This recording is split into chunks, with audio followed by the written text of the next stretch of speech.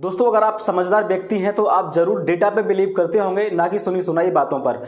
आज हम आपको दिखाने वाले हैं एक डेटा जो कि बताएगा कि कैसे धीमे धीमे एसबीआई और एलआईसी डूबते चले गए और क्या रही इसके पीछे की वजह। वैसे एक बात तो साफ साफ आजकल न्यूज में चल ही रही है कि अडानी ने सबसे ज्यादा पैसा एसबीआई से लिया है, क्योंकि एसबीआई एक पब्लिक सेक्टर बैंक है और सबसे ज्यादा पैसा इसी में ही डिपोजिट किया जाता है नॉर्मल जनरल पब्लिक के द्वारा। आपको बताऊं, अभी अभी एक नई खबर और आई है जिसमें पता चला है कि एसबीआई के क्रेडिट कार्ड और डेबिट कार्ड होल्डर्स को पहले 99 रुपीज चार्जेस देने होते थे, अब देने होंगे 199 चार्जेस और प्लस 18% जीएसटी। आप समझ सकते हो सारा का सारा बोझ जनता के ऊपर ही है, लूटेगा कोई और देना पड़ेगा किसी और को। ये चल रहा है देश में। तो चलिए देखते हैं इस डेटा को भी कि किस तरीके से लॉस में जाते रहे एसबीआई और एलआईसी और सरकार ने कुछ भी नहीं किया। एसबीआई देश का सबसे बड़ा पब्लिक सेक्टर बैंक है। क्या अडानी ग्रुप को बचाने के लिए एलआईसी और एसबीआई को ऑर्डर दिया गया? एलआईसी ने खतरों से भरे अडानी ग्रुप को इतना बड़ा एलोकेशन क्यों किया? प्राइवेट फंड मैनेजर्स जो ज्यादा रिस्क लेते हैं उन्होंने भी ये नहीं किया। जब इन बातों से पर्दा उठेगा तो पता चलेगा कि उनके फायदे में न सिर्फ आपका लेकिन देश का कितना बड़ा नुकसान हुआ। गौतम अडानी पर बड़े कर्जे बकाया है। एक अनुमान के अनुसार वित्त वर्ष 2022 में अडानी ग्रुप के कुल 2 लाख करोड़ के कर्जे में से लगभग 70,000 से 80,000 करोड़ सिर्फ बैंकों से लिया लोन है।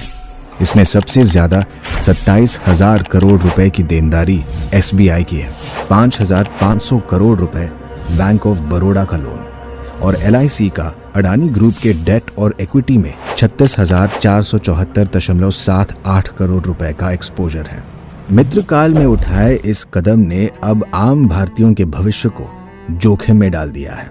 एसबीआई देश का सबसे बड़ा पब्लिक सेक्टर बैंक है, जिसमें आपकी मेहनत की कमाई और आपके परिवार और आपके बच्चों के भविष्य के लिए जमा की हुई सेविंग्स रखी हुई है।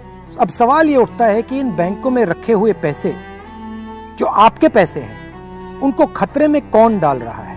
अडानी ग्रुप को सहायता देने के लिए और नुकसान से बचाने के लिए एलआईसी और एसबीआई से जबरदस्ती इन्वेस्ट करवाया जा रहा है। आप जो दिन रात एक करके अपना घर परिवार चलाते हो, जो ईमानदारी और मेहनत करके कमाते हो, आप जो एलआईसी और एसबीआई में अपना पैसा रखते हो, क्या आप अपने बच्चों के भविष्य को खतरे में डालना चाहते हैं? नहीं ना? तो मेरा सवाल आपसे है, अडानी के नुकसान को भरने के लिए आपके पैसे क्यों लगाए जा रहे हैं?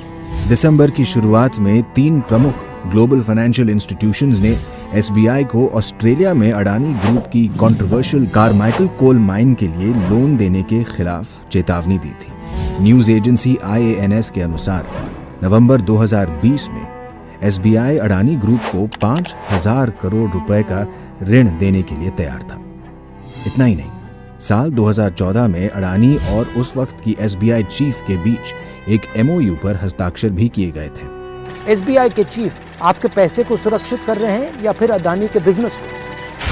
भारत की सबसे बड़ी सार्वजनिक बीमा कंपनी एलआईसी का अडानी समूह में पूरे बीमा इंडस्ट्री के कुल निवेश का 98% से अधिक हिस्सा है। एलआईसी ने खतरों से भरे अडानी ग्रुप को इतना बड़ा एलोकेशन क्यों किया? प्राइवेट फंड मैनेजर्स जो ज्यादा रिस्क लेते हैं उन्होंने भी ये नहीं किया। क्या ये पीएम का कर्तव्य नहीं कि एलआईसी जैसे फाइनेंशियल इंस्टीट्यूशंस का पैसा सुरक्षित रहे? हिंडनबर्ग की रिपोर्ट आने के बाद एलआईसी के शेयर्स की कीमत 50,000 करोड़ रुपए गिर गए। क्या पीएम 24 जनवरी 2023 के बाद अडानी में निवेश से एलआईसी को हुए असली नुकसान की सच्चाई बताएंगे? एलआईसी के इन्वेस्टमेंट के बाद घबराए हुए अडानी की रिटेल इन्वेस्टर्स की परेशानियों को कम करने के लिए पीएम क्या कर रहे हैं? ये कोई रहस्य नहीं है कि अडानी ग्रुप ने शेल कंपनियों के एक विशाल चक्रव्यूह का इस्तेमाल करके सामूहिक रूप से अडानी की सार्वजनिक लिस्टेड और प्राइवेट कंपनियों में अरबों डॉलर्स का लेन देन किया और ये अपने व्यापार की साफ जानकारी दिए बिना किया गया है।